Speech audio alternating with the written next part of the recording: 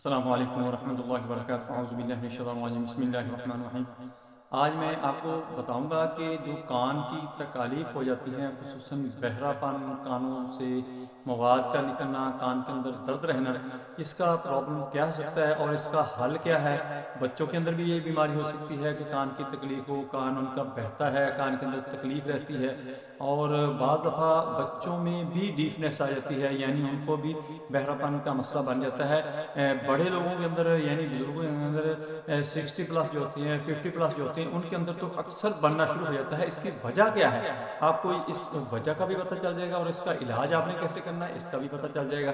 آپ اس ویڈیو کو آگے لوگوں کے اندر شیئر کر دیا کریں، تاکہ جن لوگوں کو ویڈیو نہیں ملتی ان کو بھی ملنی شروع ہو جائے، اور آپ اس ویڈیو کو اچھی طرح دیکھیں، سنیں، سمجھیں، آپ کو بہت زیادہ فائدہ ہوگا۔ میں ہوں ڈاکٹر حافظ عبدالستار، آپ دیکھ رہے ہیں یوٹیوب چینل۔ میرا آج کا جو موضوع ہے وہ ہے ہاؤ ٹو ڈیفنس ٹریٹمنٹ، کان کے بہرے پن کا علاج۔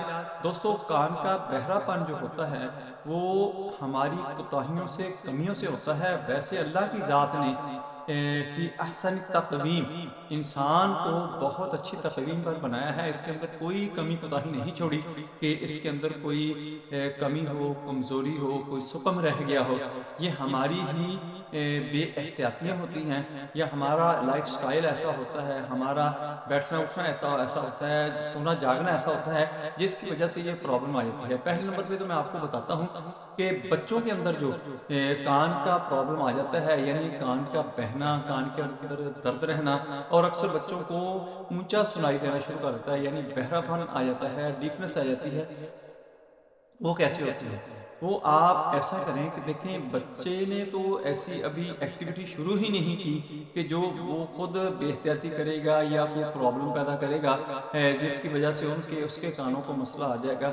وہ ماں باپ کی طرف سے ہی ہوتا ہے۔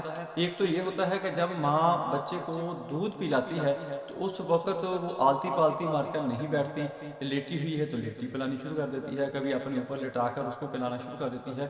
صحیح طریقہ یہ ہے کہ آلتی پالتی مار کر بیٹھ جانا ہے آپ نے، جس کو چوکڑی کہتے ہیں، چوکڑی مار کر بیٹھ جانا ہے، اور بچے کو پوری توجہ کے ساتھ دودھ پلانا ہے۔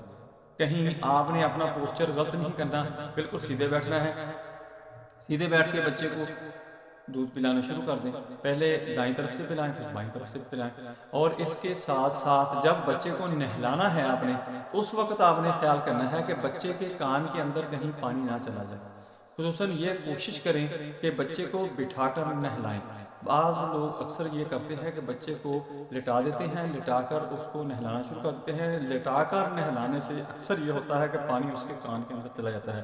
وہ بچہ ہوتا ہے، اس کو تو پتہ نہیں چلتا، اگر بڑا ہو تو اس کو پتہ چل جاتا ہے کہ میرے کان کے اندر پانی چلا گیا ہے۔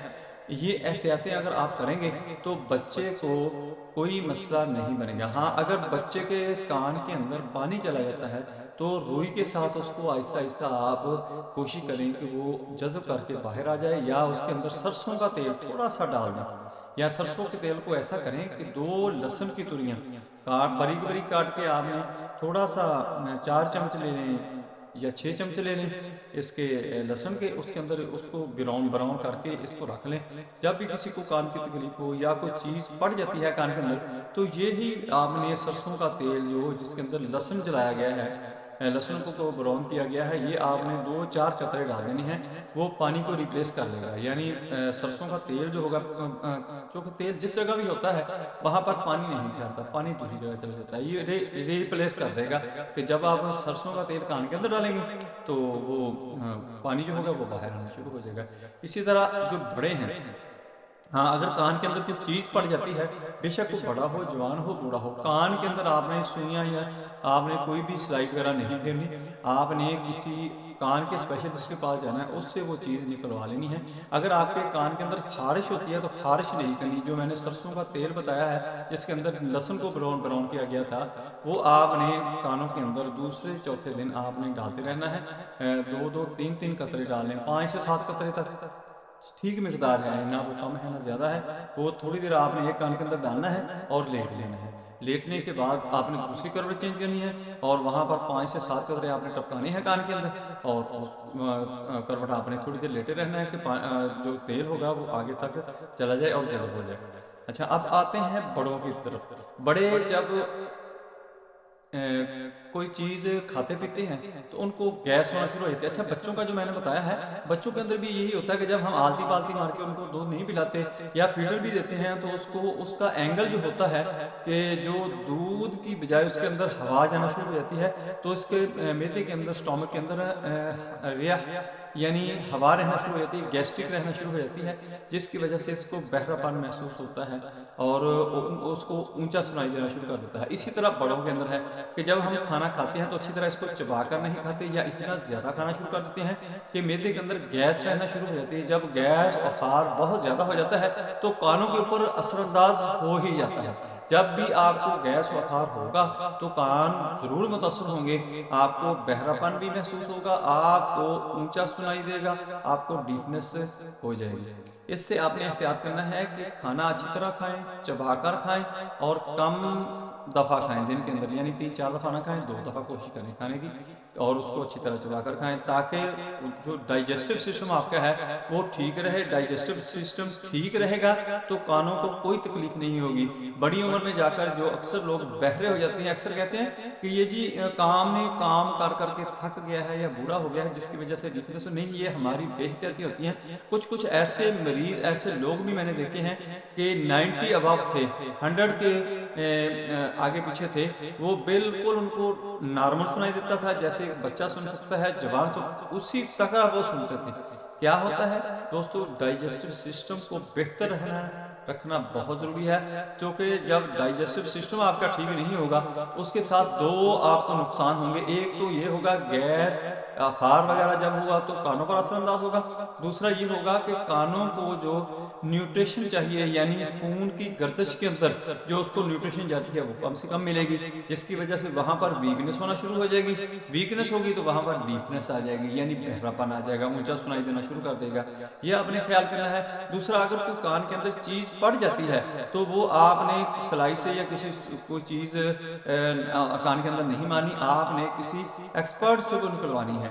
اگر آپ نہانا چاہتے ہیں تو آپ نے بیٹھ کر نہانا ہے، کھڑے ہو کر نہیں نہانا، خصوصاً شاور کے نیچے آپ نے نہیں نہانا۔ اگر آپ شاور کے نیچے نہائیں گے، کھڑے ہو کر نہائیں گے تو پانی کے زیادہ چانس ہیں کہ آپ کے کان کے اندر جائے گا، یعنی ہم شاور جب اوپر سے پھینکتے ہیں تو یہاں سے ہوتا ہوا پانی یہاں چلا جاتا ہے۔ جب ہم بیٹھ کر نہائیں گے تو جب ہم نیچے سے پانی ایسے ڈالیں گے تو پانی کے بہت کم چانس ہیں کہ وہ کانوں کے اندر جائے۔ یہ بہت ہی محفوظ طریقہ ہے کہ جب بھی آپ نے غسل کرنا ہے کوشش کریں کہ بیٹھ کر کریں، کیونکہ پانی جو کان کے اندر بہت کم سے کم جائے گا۔ اگر خدا نہ خواستہ پانی کان کے اندر چلا جاتا ہے تو فوراً ہی اس کو نکالنے کی کوشش کریں، اور اگر نہیں نکلتا تو پھر آپ نے وہی جو میں نے سرسوں کا تیل آپ کو بتایا ہے جس میں لہسن آپ نے براؤن کیا تھا، وہ آپ نے 5 سے 7 قطرے ایک کان کے اندر ڈالنی ہے، وہ پانی کو ریپلیس کر لے گا۔ پھر دوسرے کے اندر آپ نے ڈالنے ہیں، دونوں کے اندر ڈال کر آپ نے تھوڑی دیر لیٹے رہنا ہے، لیٹ کر آپ نے ایسے نکالنا ہے، وہ باہر نکل جائے گا۔